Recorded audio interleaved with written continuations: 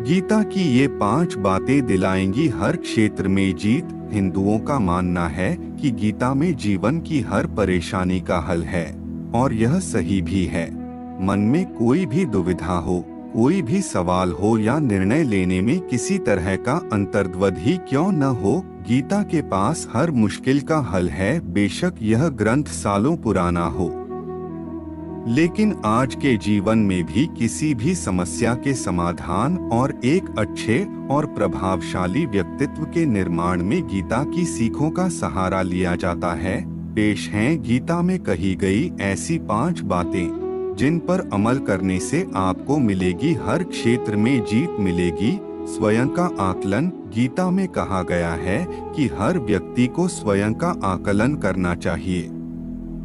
हमें खुद हमसे अच्छी तरह और कोई नहीं जानता, इसलिए अपनी कमियों और अच्छाइयों का आकलन कर खुद में एक अच्छे व्यक्तित्व का निर्माण करना चाहिए। क्रोध पर नियंत्रण। गीता के अनुसार क्रोध से भ्रम पैदा होता है, भ्रम से बुद्धि व्यग्र होती है, जब बुद्धि व्यग्र होती है तब तर्क नष्ट हो जाते हैं, जब तर्क नष्ट होते हैं तो व्यक्ति का पतन शुरू हो जाता है।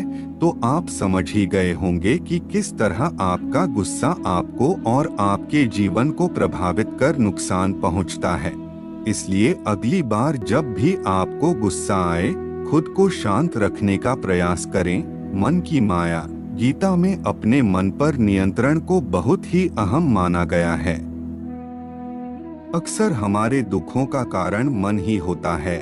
वह अनावश्यक और निरर्थक इच्छाओं को जन्म देता है और जब वे इच्छाएं पूरी नहीं हो पाती तो वह आपको विचलित करता है। इसी कारण जीवन में जिन लक्ष्यों को आप पाना चाहते हैं, जैसा व्यक्तित्व अपनाना चाहते हैं, उससे दूर होते चले जाते हैं। आत्ममंथन और सोच से निर्माण।